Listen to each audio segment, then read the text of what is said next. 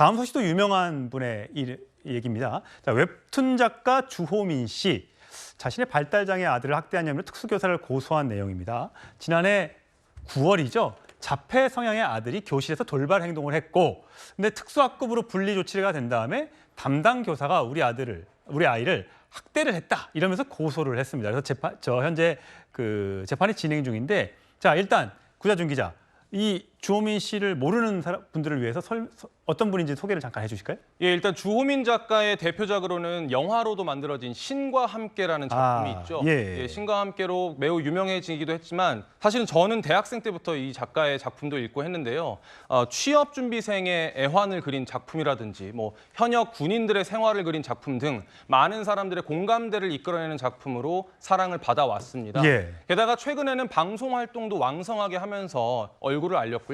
그리고 자신의 아들이 자폐 스펙트럼 장애를 가지고 있다는 이야기를 덤덤하게 풀어내면서 많은 분들의 응원도 받아왔습니다. 예. 그런데 그런데 그 자폐 스펙트럼 장애를 가진 아들을 가르치던 특수 교사를 지난해 고소한 게 뒤늦게 드러난 겁니다. 예. 왜 정확하게 어떤 이유로 고소를 한 겁니까? 예, 앞서 앵커께서 간단히 설명을 해주셨는데요. 지난해 9월에 이 아들이 교실에서, 그러니까 여기서의 교실은 비장애 학생들과 함께 수업을 듣는 일반 학교군요. 통합학급이었습니다. 네. 통합학급에서 이루어지고 있던 수업에서 이 아들이 여학생 앞에서 돌발 행동을 보인 겁니다. 조금 잘못된 행동을 보여서 학교 측에서는 특수학급으로 분리 조치를 했는데요.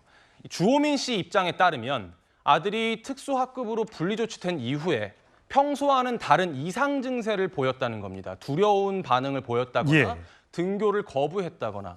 그래서 뭔가 이상하다. 그리고 아이가 이제 장애가 있다 보니까 원활한 의사소통이 안 돼서 어떤 일이 있었는지 좀 확인을 해봐야겠다라는 용도로 녹음기를 아이 가방에 혹은 주머니에 넣어서 학교를 보냈다는 겁니다. 그런데 그 녹음 내용을 들어보니 훈육이라고 보긴 어려운 그런 교사의 발언들이 담겨 있었고, 충격을 받아서 뭐 변호사 그리고 경찰 이런 분들과 상담을 거쳐서 이제 신고를 하게 됐다라는 게 주호민 씨의 입장입니다. 예, 부적절한 발언이 있었다라는 게 이제 주호민 씨의 입장인데, 그럼 선생님의 반응은 뭡니까? 사실 이 녹음 내용이 어떤 건지 정확하게 전체 내용이 공개되지는 않았는데요. 이 선생님의 입장을 비춰봤을 때 어떤 내용이 있었겠구나라고 추정할 수 있는 대목이 있습니다. 선생님께서 아이를 가르칠 때 고약하다라는 표현을 가르치는 그 대목이 있었는데요. 이 아이가 보였다는 그 돌발 행동이라는 게 여학생 앞에서 본인의 바지를 벗는 행동이었다고 합니다. 그래서 이 선생님이 고약하다라는 말을 이제 가르치면서 네가 그 아이 앞에서 바지를 벗는 행동은 고약한 행동이었다. 그것 때문에 네가 친구들과 함께 있지 못하고 함께 급식을 먹지 못한다라고 이야기를 했다는 겁니다. 그러니까 이런 표현이 주호민 씨 입장에서는 내 아이에게 정서적 학대를 했다라고 이야기를 하는 거고, 교사는 훈육을 위한 차원이었다라고 이야기를 하는 겁니다. 근데 다른 학부모들이 선생님 편을 좀 드나 보죠. 여러 가지 탄원서를 제출했다는데 그 내용은 뭡니까? 그렇습니다. 이 학생을 가르치는 교사로서 훈육의 의도가 있었지 정서적 학대는 아니었다라는 취지의 선처를 요구하는 그런 탄원서가 한 80여 장이 법원에 제출된 걸로 좀 알려져 있고요. 학부모들은 주호민 씨 측의 행동이 오히려 과했다.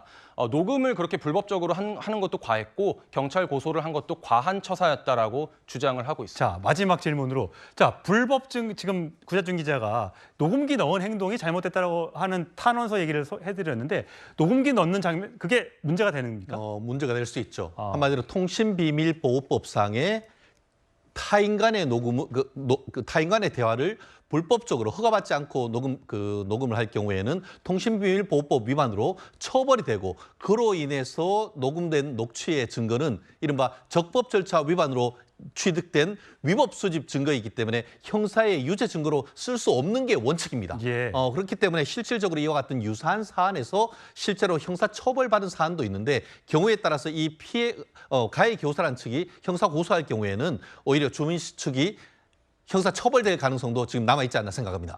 그렇군요. 이게 굉장히 양측이 첨예한 갈등이기 때문에 저희 재판을 지켜보도록 하겠습니다. 마지막 주제로 하겠습니다.